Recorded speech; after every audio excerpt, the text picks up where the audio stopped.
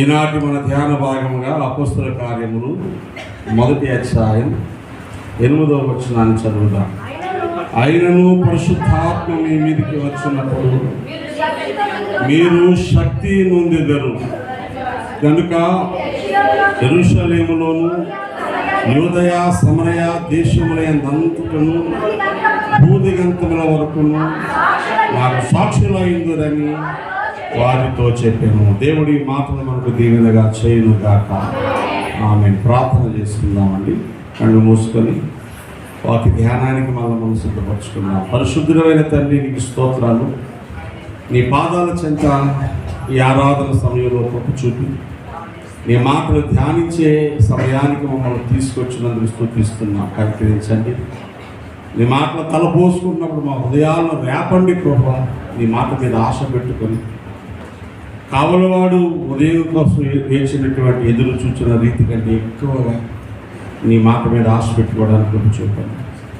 ఆ మాటలు మా జీవితాల్లో గ్రహింపుకు ఫలింపుకు తీసుకురండి. యేసునామమున ప్రార్థిస్తున్నాను తండ్రి. ఆమేన్.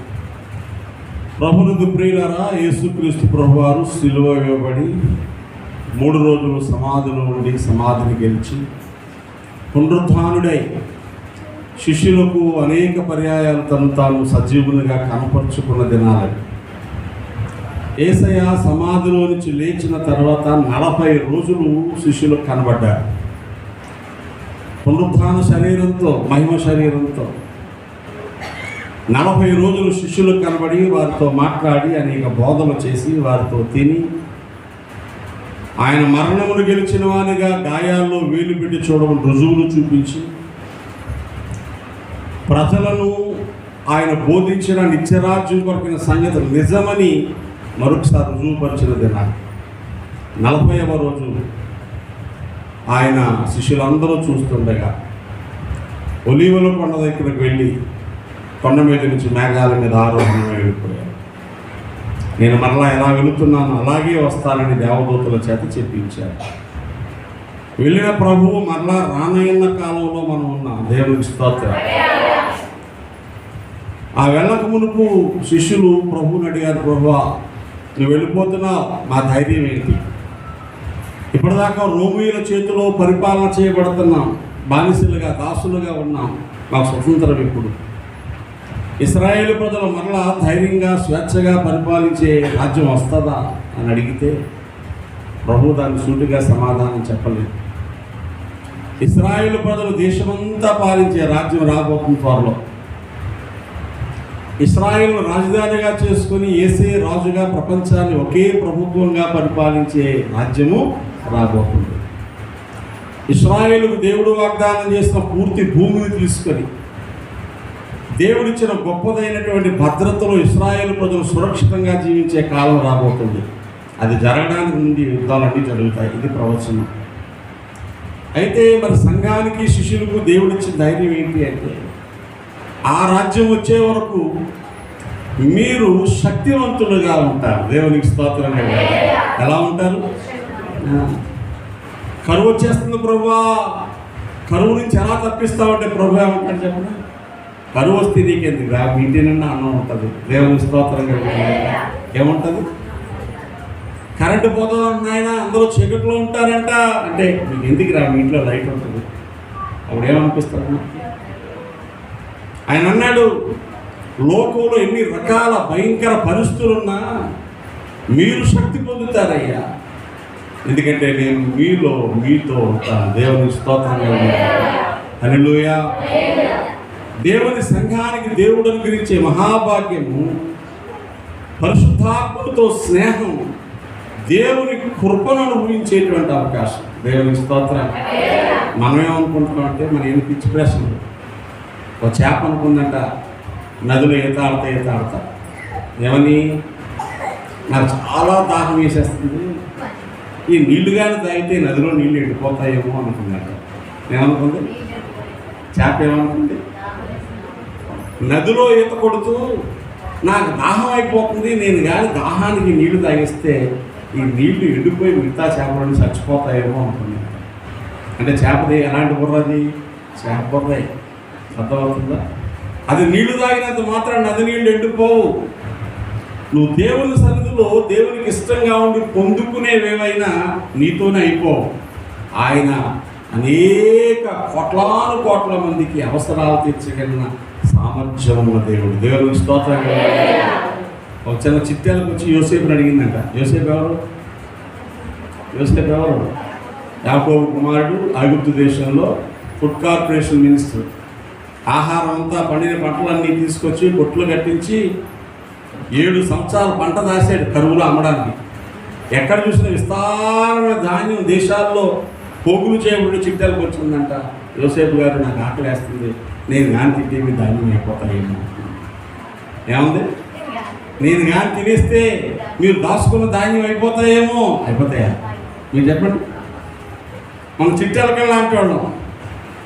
మన అవసరాలు, మన అక్కర్లు, మనకు కావలసినవి దేవుని దగ్గర తీసుకుంటే ఇక ఉండవేమో అనుకోకండి.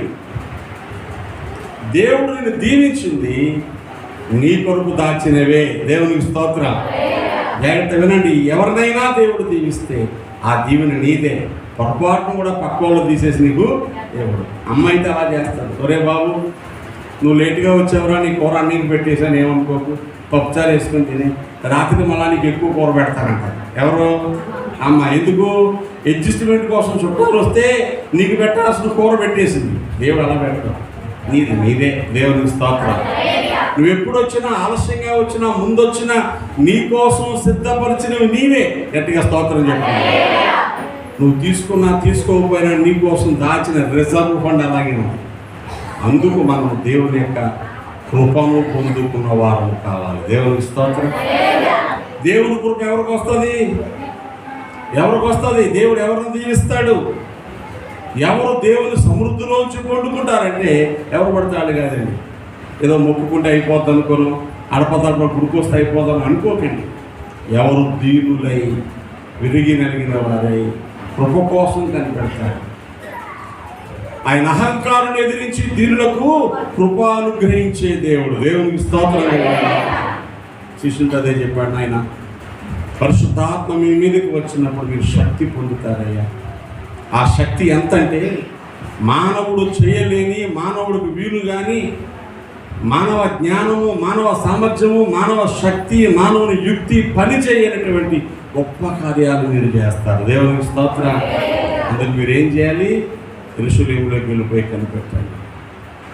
ఈ శిష్యులు 12 మంది, వాళ్ళని ఫాలో అయిన వాళ్ళు 108 మంది, మొత్తం 120 మంది యేసు ప్రభు వారు ఎక్కడైతే ఆఖరిగా ప్రభువు వాళ్ళు తీసుకున్నారో ఆ మేడగదిలోకి వెళ్ళి ప్రార్థన చేస్తున్నారు. అయ్యా, నువ్వు లేవు, నువ్వు వెళ్ళిపోయావు, మాకు దిక్కెవరు, మాకు తోడెవరు, మమ్మల్ని ఎవరు నడిపిస్తారు, మా భయం ఎవరు పోగొడతారు, మా అవసరాలు ఎవరు తీరుస్తారు, మాతో ఎవరు నడుస్తారు, మా జ్ఞానం ఎవరు చెప్తారు.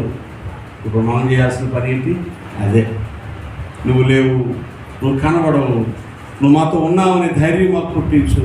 ఈ శ్రమల మధ్యలో నువ్వు లేకపోతే ఎలానైనా ఈ జీవిత యాత్రలో ప్రభువా నీ పాదమే శరణం. ఏం శరణం? ఈ శరణం నీ పాదమే. ఈ లోకమునందు నీవు తప్ప వేరే ఆశ్రయం లేదు.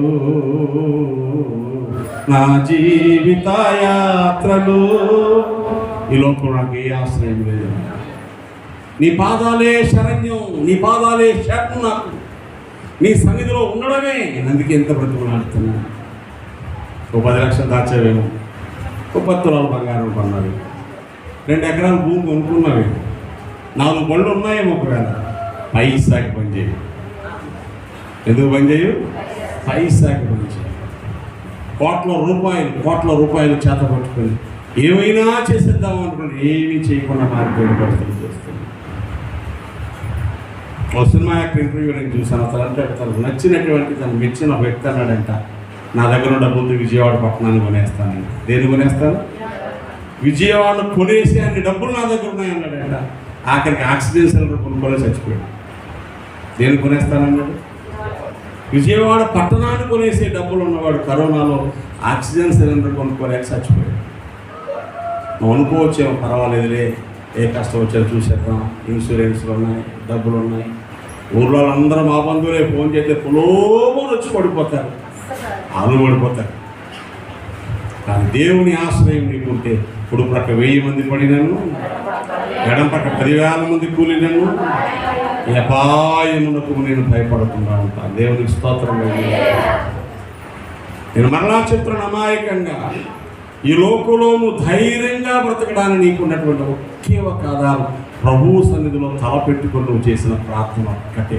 ఆమేన్. దానికి చోటు లేదంటావా? నీ దరిద్రం ఎవరిని బాగు చేయలేదు. మా ఆవిడ చేసేస్తుందండి సింగు కొట్టుకొని పోతాను, మా ఆయన చేసేస్తున్నాడండి ప్యాంట్ కొట్టుకొని పోతాను అంటే పోతావు. ఆ సింగు ప్యాంటు నీ చేతిలో ఉండిపోతా అంతే. ఎవరి మట్టుకాలు ప్రభువు సన్నిధిలో కాలం గడపవలసిందిగా, ఎవరి మట్టుకాలు ప్రభువు సన్నిధిలో తలపెట్టుకుని అయ్యా నువ్వు తప్ప నాకు దిక్కు లేదు నాయనా అని కన్నీరు కార్చాల్సిన గడియల్లో ఉన్నాను. ఏమన్నారు చెప్పనా? మీరు కనిపెట్టండి, మీరు శక్తివంతులు. దేవునికి స్తోత్రం. కనిపెట్టారు.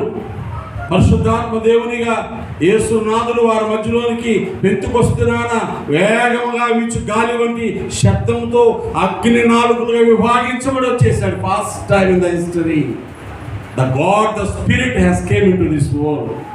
ప్రపంచంలోనికి దేవుడు ఆత్మరూపిగా వచ్చిన సందర్భంగా ఇప్పుడు చెప్తాను, జాగ్రత్తగా ఉండండి. అలా వస్తే ఏం జరిగిందో ఈరోజు కనిపెట్టే వారి జీవితాల్లో కూడా అలాంటి రుజువులే కనిపిస్తాయి. చదువు రాకపోవచ్చు, డబ్బులు లేకపోవచ్చు, పెద్ద భాష రాకపోవచ్చు, 10 మంది మధ్యకి వెళ్ళి నిలబడే దమ్ము మనకు లేకపోవచ్చు.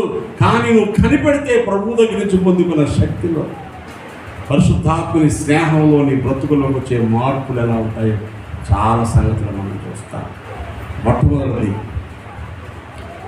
పిరికితనము పోయి ధైర్యం వస్తుంది. దేవునికి స్తోత్రంగా. ఏమొస్తుంది? గట్టిగా చెప్పండి. మనం మేకపోతు గాంభీర్యం ఉంటుంది మన దగ్గర. రాని చూద్దామంటాం, లోపల గుండు కొట్టేసుకుంటాం. ఏదైనా కష్టం వస్తే నన్ను ఏం చేస్తుంది అనుకుంటాం, కానీ బెంగ అయ్యో ఏమైపోతాను. చూడండి, ఏదైనా తగ్గని రోగం మనకు వస్తే దేవుడే బాగు చేస్తాడు అనుకుంటావు, కానీ ఒంటరిగా కూర్చొని ఏమనిపిస్తుంది? ఇప్పుడు నేను చచ్చిపోతే మా ఆయన బొత్తిగా ఏం తెలియదు, ఉంటే అరుస్తాడు తప్ప రేపు నేను కాస్త మంచి ఇచ్చే దిక్కోడు ఎలా బ్రతుకుతాడని ఆలోచన వస్తే ఆడపం ఏమైపోతాడు. అయ్యో నేను లేకపోతే నా పిల్లలు ఏమైపోతారు, ఇంకా ఏ స్థితి రాలేదు. ఒక గొప్ప దైవజనుడు మరణకరమైన పరిస్థితులు ఆసుపత్రికి వెళ్తే ఆయన మాట అన్నాడు, అని అన్నీ బాగున్నాయి, పిల్లలకి ఏం చెప్పలేదు నేను అంటే. ఏం చింత ఉంటుంది కదా, నా పిల్లల సంగతి ఏంటి నా ఆలోచన ఉంటుంది కదండి. మన హృదయాల్లో ఈ ఒక్క ఆలోచన వస్తే చాలు చిగురాకులాగా వణికిపోతాం. పిరికితాం. దీని పేరు ఏమంటారండి? అవేర్నెస్.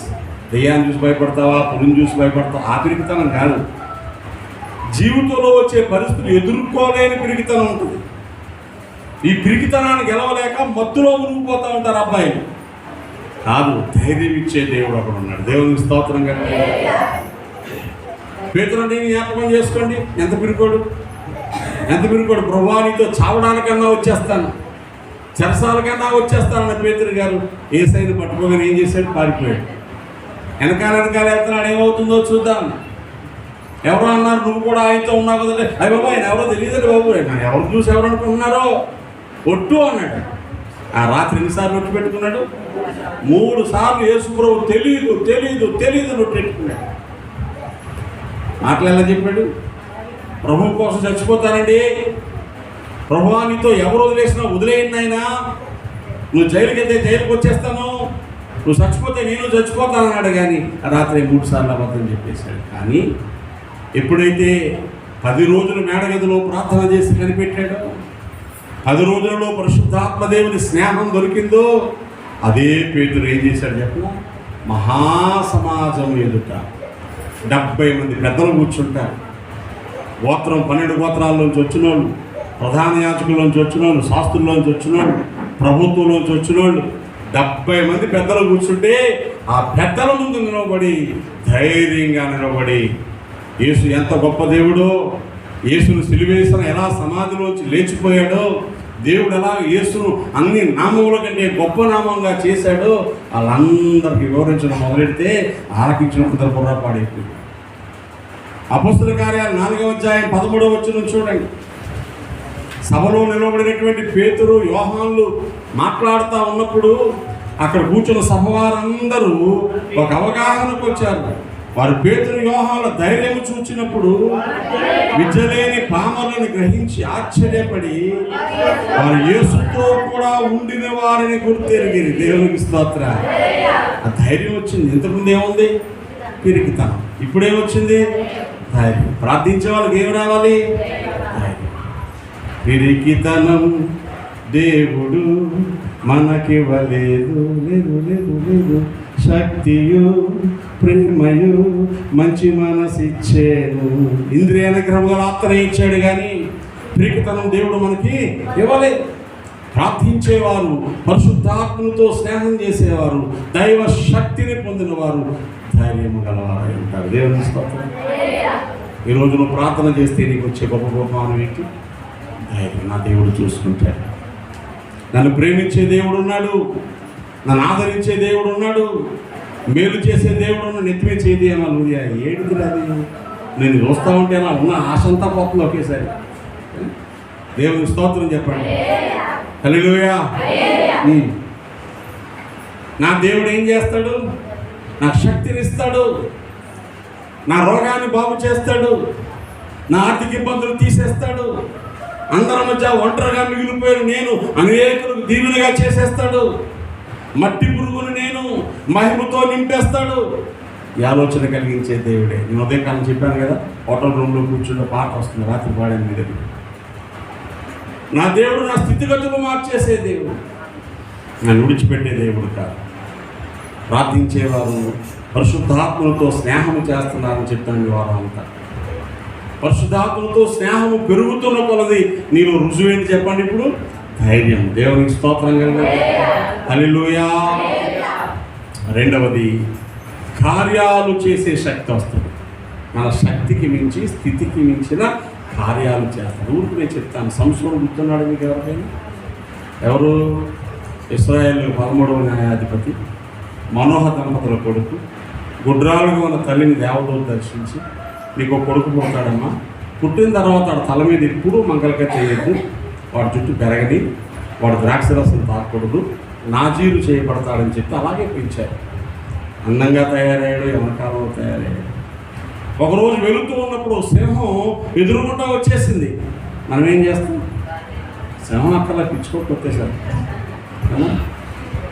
మొన్న న్యూస్లో చూసాను, ఒక ఆవిడని వాళ్ళ కుక్కే నాకిందంట. ఎవరి కుక్క? పెంచుకున్న కుక్కే నాకిందంట. ఆవిడ చిన్న గాయం అయింది, ఆ గాయం మీద నాకింది. జ్వరం వచ్చింది, ఆసుపత్రికి వెళ్ళారు. ఆసుపత్రిలో దాదాపు 10 నెలలో 12 నెలలో ఉన్నది. లక్షల రూపాయలు ఖర్చు అయింది. కాళ్ళు చేతులు తీసేసారు. ప్రాణాపాయ పరిస్థితుల్లోంచి బయటకు వచ్చింది. ఎవరు నాకితే? కుక్క నాకితే. మన కుక్కే కదా మూతి నాకించేసుకొని, ముక్కు నాకించేసుకొని యాత్ర పడిపోతూ ఉంటాం. కుక్క తన ప్లేట్లో తినేస్తూ ఉంటాం. కుక్క నాకినందుకు సొంత కుక్క దాని ఉమ్ములో ఉండే బ్యాక్టీరియా ఆ గాయాల నుంచి లోపలికి వెళ్ళిపోయి కాళ్ళు చేతులు తీసేసారు. లక్షల రూపాయలు ఖర్చు అయింది. ప్రాణంతో బయటకు వచ్చింది.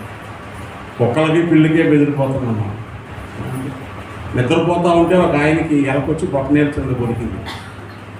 ఎలక బొట్టనేలు కొలుగుతుంది, ఎందుకు మరి మెరుగు రాలేదో నాకు అర్థం కాలేదు. ఆ తర్వాత అది గాయమైంది, మానలేదు. బొట్టనేలు తీసేశారు, తర్వాత పాదం తీసేశారు, తర్వాత మోకాల కింద కాలు తీసేశారు. ఎవరు కొరికితే? ఎట్టుగా చెప్పండి. ఎలకలకి చిలకలకి బెదిరిపోయే మనుషులు మనం. అది చెప్తున్నాను మీకు. నేను దేన్ని బెదిరిపోయేవాళ్ళం? ఎలకలకి, చిలకలకి. సింహం ఎదురొస్తే మాట్లాడండి. ఏమవుతుంది సింహం ఎదురొస్తే? సంసోను సింహం ఎదురొచ్చింది. యెహోవా ఆత్మ, దేవుని ఆత్మ సంసోను ఆవరించింది. అంతే, బలం వచ్చేసింది. పరిగెత్తుకొస్తున్న పొదవ సింహాన్ని, మంచి బలమైన యవనకాలపు సింహాన్ని 2 దవల్లో పట్టుకొని మేకపిల్లని చీల్చేసాడు. సింహాన్ని ఒట్టు చేతులతో చంపగల శక్తి వచ్చింది. దేవుని స్తోత్రం. మనం సింహాన్ని చంపేద్దాం అనుకోకండి. మనం చంపాల్సిన సింహం వేరే. దేవుని స్తోత్రం. అపవాది కార్యాలు, దుష్టులు కుతంత్రాలు, శాతాను శోధనలు సింహంలాగా మీద పడుతున్నా అది అర్థం చేసుకొని వాటిని విరగదీసే సామర్థ్యాన్ని ప్రార్థించే వాళ్ళకి దేవుడు ఇస్తాడు. దేవుని స్తోత్రం. ఎంత పెద్ద శోధన వచ్చినా, ఎంత పెద్ద కష్టం వచ్చినా ప్రార్థించే వాళ్ళకు వివేకం ఉంటుంది. దాని రెండు దవళ్ళ మధ్య చేయి పెట్టి దాన్ని చీల్చి చంపగలిగే సామర్థ్యాన్ని దేవుడు ఇస్తారు. ఎన్ని రోజులై ప్రార్థన చేస్తున్నావా? దేవుని స్తోత్రం. ప్రార్థనలోనే సమస్తము సాధ్యము చేయగలం. కబుర్లు బాగున్నాయి, మరి ప్రార్థన ఏది ఎంత బాగున్నాయంటే సూపర్ ఉంది. ఏముంది సూపర్ ఉంది. ఒక 20 మంటపాలు వేయాలా, 30 రకాల వంటలు పెట్టాలా, వంట చేసే కుక్కలు ఇక్కడ వాళ్ళు కాదు రాజమండ్రిని తీసుకురావాలా, నెయ్యి ఇక్కడ కొనకూడదు, మొత్తం డైరీకి వెళ్ళి కొనుక్కొచ్చేయాలి. అన్నీ బాగున్నాయి. డబ్బులు ప్రాజెక్ట్ అంతా సూపర్ ఉంది అన్నారు. ఎంత ఉన్నాయంటే ఏం లేవు, అప్పు చేయాలన్నాడు. ఈయన అప్పు చేసే ఇప్పుడు మనం కూడా ఎలా ఉన్నామంటే ఏమైనా చేయగలం. చేయడానికి ముందు ఏం కావాలి? మన దగ్గర ప్రార్థన కావాలి. ఇది కొంచెం కొంచెం కొంచెం, ఇవాళ కొంచెం, రేపు కొంచెం, ఎల్లుండి కొంచెం ప్రార్థన శక్తిని కూర్చుకో. ఆ తర్వాత ఒకరోజు బలమైన కార్యాలు జరుగుతాయి. దేవుని స్తోత్రం. హల్లెలూయా. బెసలేలు ఊరు అనేటువంటి వ్యక్తి కొడుకు ఊరి కుమారుడు బెసలేలు. మోషే దేవుని మందిరాన్ని కట్టాలనుకున్నప్పుడు దేవుడు చెప్పాడు, మోషే మందిరాన్ని కట్టు. మరి ఎలా ప్రభా, నాకు రాదు.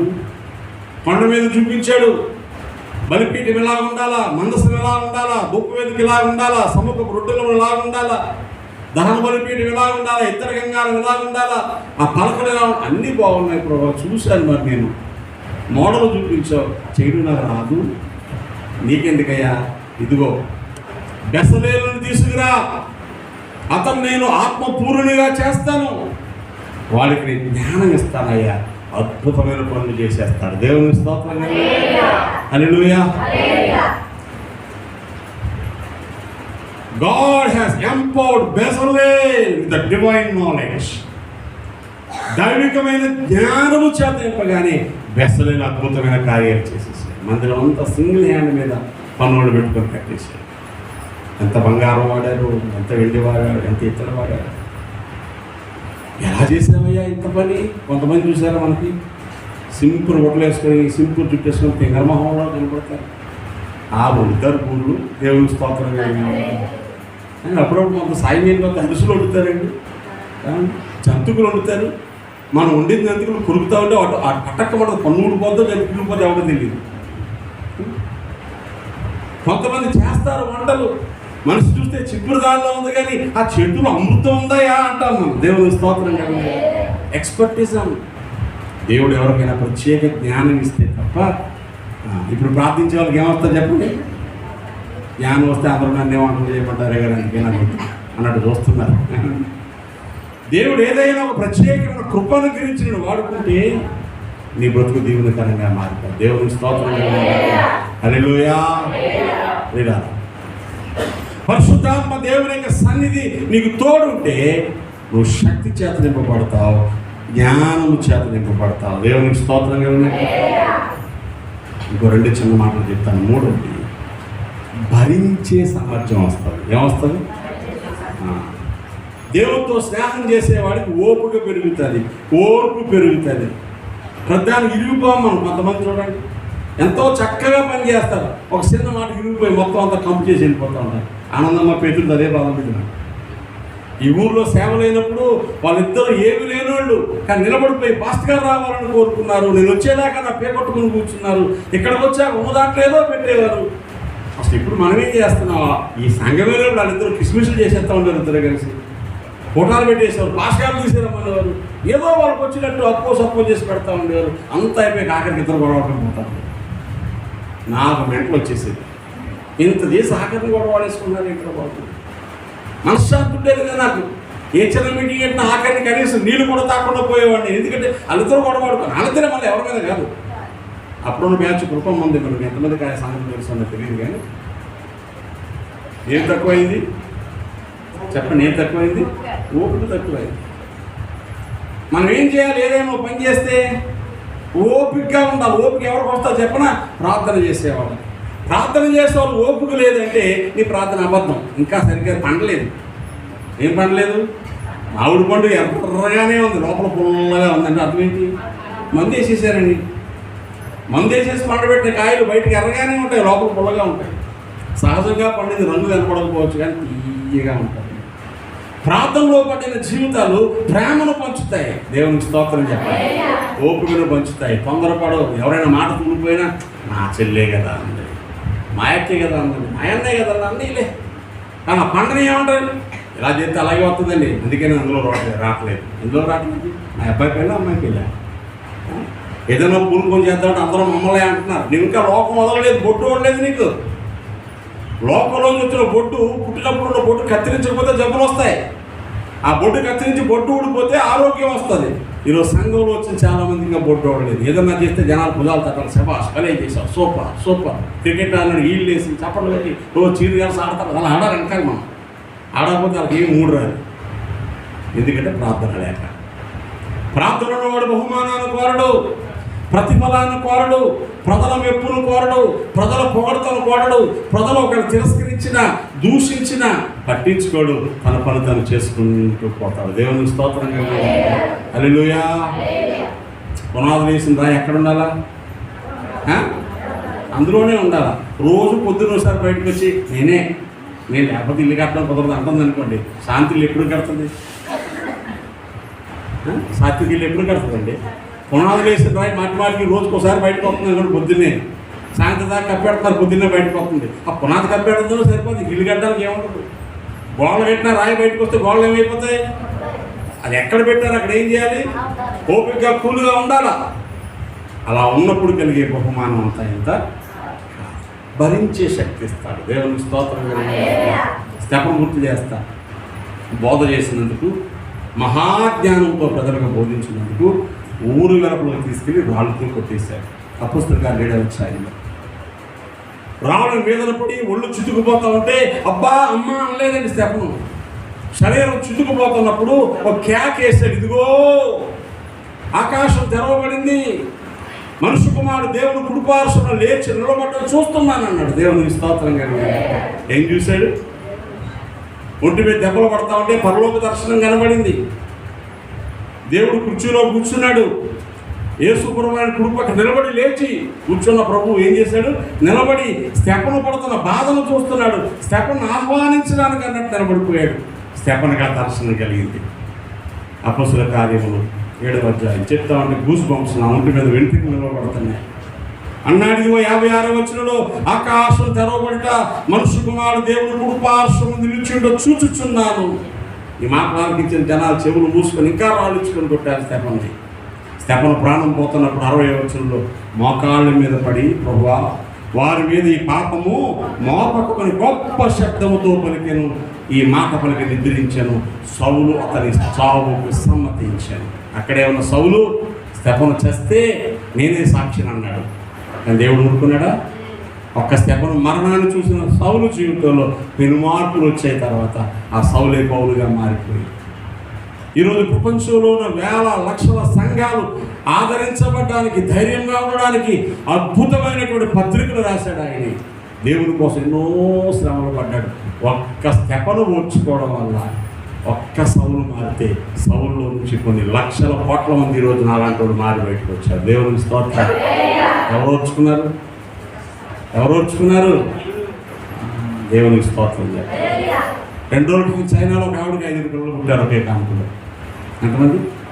ఒక కానుకలో 4 అమ్మాయిలు, ఒక అబ్బాయి. 5 బాగున్నారు. ఆసుపత్రిలో పుట్టారు. డాక్టర్లు చెప్పారు 6 కోట్ల మందిలో ఒకరికి అలా జరుగుతుందంట. ఎంతమందికి? 6 కోట్ల మంది. 6 కోట్ల మందిలో ఒకరు జరుగుతుంది. ఆవిడ ఓర్చుకుంది, చరిత్రలోకి వచ్చేసింది. ఆ పిల్లలు పెంచే బాధ్యత ప్రభుత్వం తీసుకుంటుంది. కష్టమైన, శ్రమైన, స్పెషల్గా ఉందనుకోండి, అద్భుతాలే అద్భుతాలే. మన ఆంధ్రప్రదేశ్లో ఒక చిన్న బిడ్డకు 1 ఏడాది 2 ఏళ్ళ బిడ్డకు అరుదైన రోగం వచ్చింది. అమ్మాయి పేరు పునర్విక. న్యూస్ చూసుకుంటారు.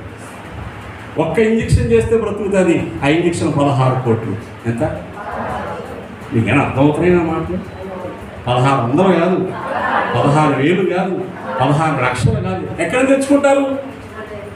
చిన్న బిడ్డ ప్రాణం పోతే ఏం చేయాలో తెలియక దిక్కు తోచకు ఏడుస్తున్నా తల్లిదండ్రుల బాధ చూశారు. ఎవరెవరో సోషల్ మీడియాలో సర్క్యులేట్ చేశారు. చాలామంది దాతృత్వం కలిగి 100 సాయం చేస్తే 10 కోట్లు అయింది. ఇంకా 6 కోట్లు కావాలి. లోకేష్ గారు 6 కోట్లు నేను ఇప్పిస్తానన్నాడు. ఆయన మొత్తానికి సంస్థల ద్వారా ఇంకా 6 కోట్లు 16 కోట్లు ఇంజెక్షన్ చేశారు. ఆ పాప బ్రతికేసింది. దేవుని స్తోత్రం. నేనేమంటాను చెప్పినా, నువ్వు ఇచ్చే 16 కోట్ల కంటే కూడా నువ్వు మోకాళ్ళ మీద కాచే 2 కన్నీటి బుట్టలు చాలా పవర్ఫుల్. దేవుని స్తోత్రం. ఏమర్థం అవుతుంది నీకు? నేను 1000 అడిగారు, ఎవరైనా లక్షలు అడిగారా? ఏమడుగుతున్నా? రా, పరిశుద్ధాత్మని స్నేహంలో ఓర్చుకోవడానికి కావాల్సిన శక్తి దేవుడు నీకు ఇవ్వాలని ప్రార్థన చేస్తే నీ కొడుకు మారిపోతాడు, నీ భర్త మారిపోతాడు, నీ భార్య మారిపోతాయి, నీ పిల్లలు మారిపోతాడు. ఎన్ని రోజులు చూద్దాం అలాగా? మనోళ్ళు ఎవరైనా ఆసుపత్రి మంచం మీద కదలకుండా మెదలకుండా పడుకుంటే చూడలేని, మరి మనోళ్ళు బాగా ఉండి కూడా నరకానికి పోతున్నారు, చచ్చిపోతున్నారు. చూడగలము? 3 కుర్రోళ్ళు ధర్మవరం బ్రాంతి షాప్ దగ్గర నిక్కర్లు వేసుకుని 3 ఈ వయసులో ఉన్నారు. బీరు బాటిల్ కొట్టుకొని నా బండి ముందు ఇలాగ తోగుతున్నారు. 3 చేతుల్లో బీరు బాటిల్ ఉన్నాయి. 3 బండి తోగుతున్నారు.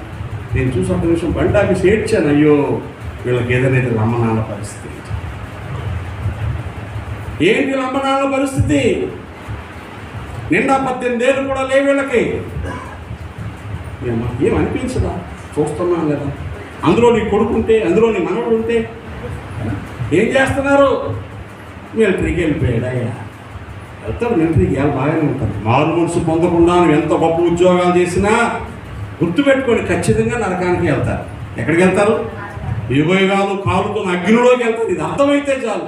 ముందు మారు మనసు పొందాలి. దేవునికి స్తోత్రం. పిల్లలు రక్షణలోకి రావాలి, తర్వాత మిగతాయన్నీ. ప్రార్థించే వారికి ఏమొస్తుందని చెప్పుకున్నాను? ఓర్చుకునే శక్తి వస్తుంది. పౌలు శీలను పట్టుకొని దెయ్యాన్ని వెళ్ళగొట్టినందుకు, దేనికి? మంచి పని చేసినందుకు. పుతోని దెయ్యం పిల్లలు పట్టుకొని ఫీడింగ్ చేస్తూ ఉంటే పిల్ల సోకి చెప్తూ ఉంటుంది. ఆ పిల్లని పెంచుకున్న లాభం వస్తుంది. ఈ సేవకులు చూసి కేకలు వేస్తూ ఉంటే దెయ్యాన్ని వెళ్ళగొట్టేశారు. పిల్ల బాగుపడిపోయినందుకు సంతోషించలేదు సరి కదా. వీళ్ళు మా లాభాన్ని పోగొట్టారని తీసుకెళ్ళి అరెస్ట్ చేసి రాత్రి చాలా దెబ్బలు కొట్టి జైల్లో సంఖ్యలు తీసేసారు. మనమైతే ఏమనుకుంటాం? ఇలాంటి ప్రార్థన చేయకూడదండి. బాగా ప్రార్థన చేయని కదా మనకు బాధలు వస్తూ ఉంటే మనకి ఎలాగండి అయ్యారు. మీరు గమనిస్తున్నారా? ప్రార్థన మొదలుపెట్టిన తర్వాత మనకి ఎంత అపవాది దాడి చేస్తున్నాడో గమనిస్తే మీకు అర్థమవుతుంది. శారీరక ఆరోగ్యం చాలా బలహీనమైంది. కుటుంబంలో పోరాటాలు ఎదుర్కొన్నా, నిరంతరం ప్రయాణాలు చేస్తూ కొన్నిసార్లు నిలవబడ్డానికి ఓపిక లేక పడిపోతున్నాను నేను. కానీ నాకు అర్థమైంది ఒకటే, ప్రాణం పోయిన ఇది ఆపే ప్రసక్తి లేదు. దేవుని స్తోత్రంగా. ప్రాణం పోయిన ఆపడానికి లేదు. నా ప్రభువు కోసం నేను ప్రయాసపడడానికి అవకాశం దొరికింది. దేవుని స్తోత్రంగా. పోరాటాలు వస్తున్నాయి, ప్రభువు సహాయం చేస్తున్నాడు. శోధన కలుగుతుంది, ప్రభువు సహాయం చేస్తున్నాడు. కీడు వస్తుంది, ప్రభువు తప్పిస్తాడు. అవసరాలు ఆకాశాలు గంటేసి కనబడుతున్నాయి, ప్రభువు తీరుస్తున్నాడు. దేవుని స్తోత్రం కలిగింది. హల్లెలూయా. దెబ్బలు కొట్టేసి జైల్లో పెడితే ముక్కుతా, దేవుడా ఎందుకయ్యా ఇలాంటి పని చేశావు? నీ సేవలు వచ్చాను, నీ కోసం చెప్పాను, వాళ్ళని కొట్టారు, మంచికి వెళ్తే ఎలాడదాను ఆయన. మన ప్రార్థనలు ఎలా ఉంటాయి? దీనాలాపనలు అంటారంట. వాళ్ళు ప్రార్థన చేయలేదు, వాళ్ళు ఉపవాసం లేదు, వాళ్ళు కానుకం లేదు, నేనే అన్నీ చేస్తూ ఉంటే నాకే ఇన్ని బాధలు ఆయన, వాళ్ళు బాగానే ఉన్నారు కదా నాయన. ఇలాంటి ప్రార్థనలు చేయకూడదు. పౌలు శీలలు ఏం చేస్తున్నారు? మధ్యరాత్రి వేళ వాళ్ళు కీర్తనలు పాడుతున్నారు. దేవునికి స్తోత్రం. పౌలు శీలను బంధించి చెరసాలలో వేసిన పాటలతో ప్రార్థించగా చెరసాల బద్దల. ఎప్పుడో పాత పాట 40-50 సంవత్సరాల క్రితం పాడేస్తున్నాం, మనకు అర్థం కాలేదు. అర్థమైతే ఒక నిమిషం అవుదాం. నాకు అలాంటి అనుభవం వస్తే ఏం చేస్తాను? ప్రార్థనకు వచ్చినందుకు ఇంట్లో పెద్ద గొడవ అయింది అనుకోండి, ప్రార్థనకు వచ్చినందుకు భార్య భర్తలు మనస్పర్ధలు వచ్చాయి అనుకోండి, ప్రార్థనకు వచ్చిన అత్త బాగా తిట్టేసింది అనుకోండి, ఏమ్మా నేను అత్త తిడుతున్నాను అయ్యా, అప్పుడు మా కొత్తానండి. ఎప్పుడు వస్తా? మారే ఎప్పుడు మారుతుంది. నీకు దెబ్బకి వేసేసింది గట్టిగా అయితే మారడం కుదరదు, అయిపోయావు. వాళ్ళు తిడతానే ఉంటారు, నువ్వు వస్తానే ఉంటావు. దేవుని స్తోత్రం. వాళ్ళు వద్దంటేనే ఉంటారు, బతిమాలేసి మంచి చేసుకొని మచ్చిక చేసుకొని నీకోసమే కదా ప్రార్థన చేయడానికి వెళ్తున్నాను, 6 గంటలో వచ్చేస్తానని చెప్పి బతిమలాడి వస్తే ఒకరోజు నీ ప్రేమ, నీ మంచితనం జీవితాన్ని మార్చేస్తారు. ఏం ఊరికినే కానీ వెళ్తున్నానా, నీకోసమే అడ్డానికి వెళ్తున్నాను, నువ్వు నాశనం అయిపో అన్నావు అనుకో, ఒంగోబడి సిబిడాడు తరిగేసేస్తారు. అప్పుడు మళ్ళీ ఏం సాక్ష్యం చెప్తావు? దేవుడు అంటే నాకే కొబ్బరి సీపుడు తగిలేసి తగలదా? తాటి బట్టలు తగ్గుతాయి, కొబ్బరి సీపుడు కాదు. సహించు, ఓర్చుకో. రిజల్ట్ ఏంట్రా అంటే దెబ్బలు తినేసి గాయాలు రక్తాలు కారి కడిగే దిక్కు లేక గడ్డగట్టేసిన గాయాలతో చెరసాల్లో పాటలు పాడుతూ ఉంటే మధ్యరాత్రి భూకంపం వచ్చింది. దేవుని స్తోత్రం. ఇలా ఓర్పును చూసి భూమి బద్దలైపోయింది, భూమి ఉనుకుపోయింది, చెరసాల తలుపులు ఊడిపోయాయి, సంఖ్యలు ఊడిపోయాయి. చెరసాల నాయకుడు అయ్యి బాబోయ్ భూకంపం వచ్చి తలుపులన్నీ ఊడిపోయాయి. ఈ సైనికులు వీళ్ళందరూ కాపలా ఉన్నా కూడా ఈ ఖైదీలు పారిపోయారేమో, రేపు పొద్దున కోర్టు మార్షల్ చేసేస్తారని కత్తి తీసుకొని పొడిసేసుకోపోయాడు. పౌలు అన్నాడు, అయ్యా నువ్వు చంపుకోకుండా ఎక్కడికి పారిపోదు, ఎక్కడే ఏంటి పారిపోలేదా? తలుపులు ఊడిపోతే సంఖ్యలు ఊడిపోతే పారిపోలేదా? ఏ అంటే మేము పారిపోమయ్యా, మా దేవుడు మా సంఖ్యలు తెలిపాడు, మా బాధ తగ్గిపోయింది. ఇప్పుడు వీళ్ళు పారిపోలేదు, మిగతా ఖైదీలు ఎందుకు పారిపోలేదు? ఇన్ని దెబ్బలు కొట్టేస్తా ఉంటే వీళ్ళు యాట మనిషి పాడతారేట్రా అని చూస్తారు. అందరూ నిద్రపోకుండా దెబ్బలు తినేసి పాటలు పాడుతున్నారు. పాటలు పాడుతూ ఉంటే పునాదులు అదిరిపోయాయి, పాటలు పాడుతూ ఉంటే తలుపు ఊడిపోయాయి. అమ్మో వీళ్ళ దేవుడు ఎంత గొప్పడో, పారిపోతే కాదు ఎంతో ఉండాలని నిర్ణయించుకున్నారా. ఆ చెరసాల నాయకుడు ఆ రాత్రి వాళ్ళిద్దరు ఇంటికి తీసుకెళ్ళి గాయాలు కడిగి భోజనం పెట్టి, ఎగైనిస్ట్ జైలు రూల్స్ కదా, జైల్లోంచి ఖైదీని బయటికి తీసుకెళ్ళాలంటే ఎవరు జడ్జి గారికి పర్మిషన్ ఇవ్వాలి, పోలీస్ డిపార్ట్మెంట్ దగ్గర నుండి తీసుకెళ్ళాలి, బెయిల్ రావాలా. కానీ జైలు నాయకుడు ఆ రాత్రి సొంత నిర్ణయం తీసుకొని ఉద్యోగం పోతే పోయింది అనుకొని ఇంటికి తీసుకెళ్ళి గాయాలు కడిగి భోజనం పెట్టాను. అయ్యారా నేను రక్షణ పొందాలంటే ఏం చేయాలి బాబు? నా ఉద్యోగం కంటే, నా పదవి కంటే, నా ఆస్తి కంటే మీరు పాటలు పాడుతున్నారే, ఆ దేవుడు గొప్పడు నాకు అర్థమైపోయింది బాబు. రక్షణ పొందాలంటే ఏం చేయాలి? వాడు చెప్పిన మాట ఆ రాత్రి ఆ జైలర్ ఇంటి వాళ్ళందరూ బాప్తీసం పొందారు. గట్టిగా స్తోత్రం. బాప్తీసం ఇవ్వడానికి ఎవరు వచ్చారు? ఈ దెబ్బతన మాస్టర్ గారులే. ఎలాంటి పరిస్థితులు ఇచ్చారు? గాయాలతోనే. అభిషేకం అంటే ఇదేనండి, అభిషేకం అంటే ఇదే. మీకు తెలుసా, ప్రజలందరికీ ప్రార్థనలతో అద్భుతాలు చేసి స్వస్థతలు ఇచ్చి కుటుంబానికి ఎట్లా దైవజనుల్లో బిడ్డలు చచ్చిపోతూ ఉంటారు. వాళ్ళు ఏమనుకుంటారు తెలుసా? అందరినీ బాగు చేసి ఆయన ఇక్కడ కొడుకులు బ్రతికించడు. దేవుడు ఆ దుఃఖము లోపల నుంచి అవతల వాళ్ళ మీద ప్రేమ పుట్టించడానికి కొన్నిసార్లు సేవకులుగా మా జనానికి అనుమతిస్తూ ఉంటాడు. ఊరందరి కోసం గొప్ప గొప్ప కబుర్లు చెప్పే సేవకుల శరీరాల్లో ముళ్ళులాగా ఏదో బలహీనత ఉంటుంది. అది రోజు నడకొట్టేస్తూ ఉంటుంది.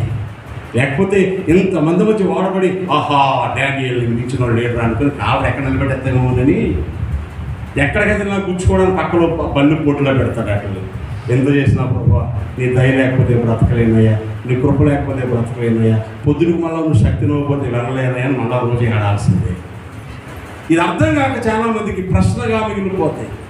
అర్థం చేసుకుంటే అభిషేకమే. దేవుని స్తోత్రం. ఏమి రావాలి మనకి? అభిషేకము. ఓర్చుకునే కృపనిస్తారు. దేవుని స్తోత్రం. ఎన్ని చెప్పాను నేను? కార్యాలు చేయడానికి, ధైర్యంగా మాట్లాడడానికి, ఇంకా ఓపికతో ఉండడానికి, భరించడానికి. దేవునికి స్తోత్రం. పరిశుద్ధాత్మ స్నేహం. ఆఖరిగా దేవుని సేవ కొరకు స్తోమతకు మించి ఇవ్వడానికి కూడా దేవుని స్నేహం మనకు తోడ్పడుతుంది. దేవుని స్తోత్రం. హల్లెలూయా. పరిశుద్ధాత్మకి అభిషేకం వచ్చినటువంటి యెరూషలేములో సంఘం ఏం చేస్తారో తెలుసా? ఆస్తులు అమ్మేసి పట్టుకొచ్చి అపోస్తలుల పాదాల దగ్గర పెట్టేశారు.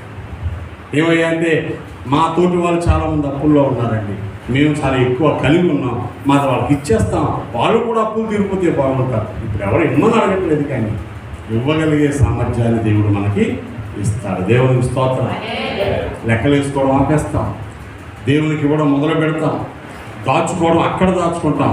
ఎక్కడ దాచుకోము? ఇక్కడ దాచుకుంటే మన తర్వాత ఎవరు పంచుకుంటారు. దేవుళ్ళలోకి వచ్చిన తర్వాత సంపాదించే మన సంపాదన దేవుని బిడ్డలుగా మన వాళ్ళకి వాడబడాలి. నువ్వు ఇచ్చిపోయింది తాగి తదనాలాడి పాడుగొట్టేసే వాళ్ళ కోసం రాస్తాను అంటే ఇక్కడ లాస్ అయిపోతావు, అక్కడ లాస్ అయిపోతావు. దైవ సన్నిధి కొరకైన ఆసక్తి, అపేక్ష మన జీవితాల్లో ఉండాలి. మాసిదోనియా సంఘంలో కొన్ని పేదోళ్ళు అంటే వాళ్ళు పేదోళ్లే కానీ శ్రమలలో కూడా బహుగా దేవుని సేవకిచ్చి అందరి మధ్య పేరుగాంచిన వాళ్ళు అయిపోయారని కొరింథీయుల 2 అధ్యాయంలో రాయడం మనం చూస్తాం. మాసిదోనియా సంఘం దాతృత్వం అందరికీ మాదిరి అయిపోయింది. దేవుని స్తోత్రం. అంత ప్రియులారా, ప్రభువా నువ్వు లేవే, మాకు రాజ్యం లేదే అని అడిగిన శిష్యులు ప్రభు ఏం చెప్పారు?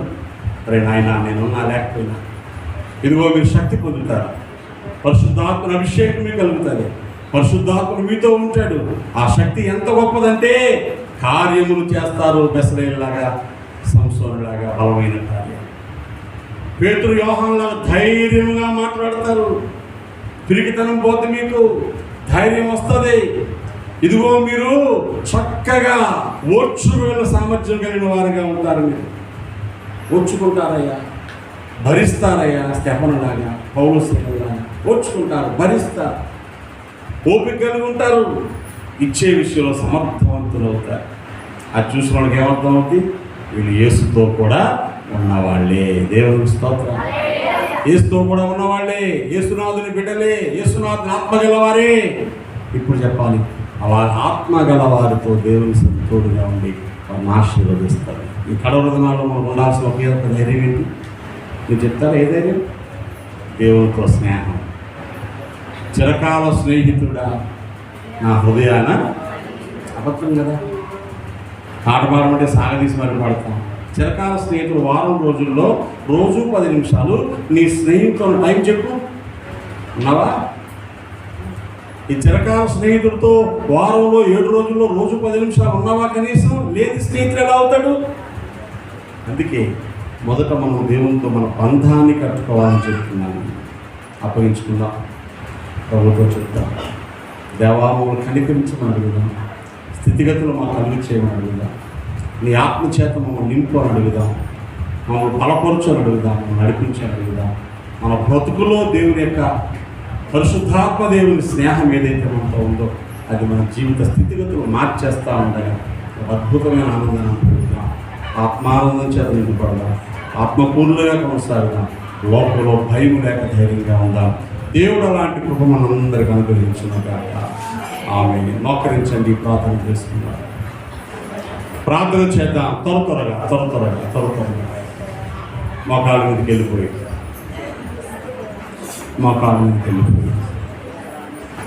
ప్రభు పనులో పొందడానికంటే ముందు నిన్ను జ్ఞాపకం చేసుకుని ప్రభు సన్నిధిలో యేసయ్యను కనికరించి ఆత్మచేత పట్టబడితే కలిగే ఆశీర్వాదమైంది. మా బ్రతుకులో స్థితిగతులు మార్చు నాయనా. నీతో ఉండి సహవాసం కలిగి అద్భుతమైన కార్యాలు చూడడానికి కృప చూపమని, శక్తి నొందడానికి, సాక్షులై ఉండడానికి, ఆత్మపూర్ణమై ఉండడానికి సహాయం చేయమని అడుగుదాం. ప్రభుత్వం ప్రార్థన చేసుకోండి. నోరు తెరవండి. మౌనంగా ఉండొద్దు. నిద్రమత్తులోకి వెళ్ళొద్దు.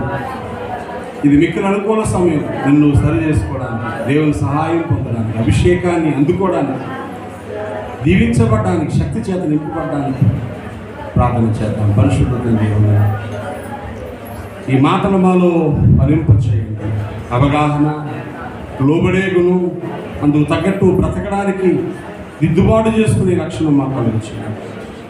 వాళ్ళని సమీపిస్తుండగా కృపచు మహిమ పొందమని యేసు నామమున ప్రార్థిస్తున్నాను. ఆమేన్.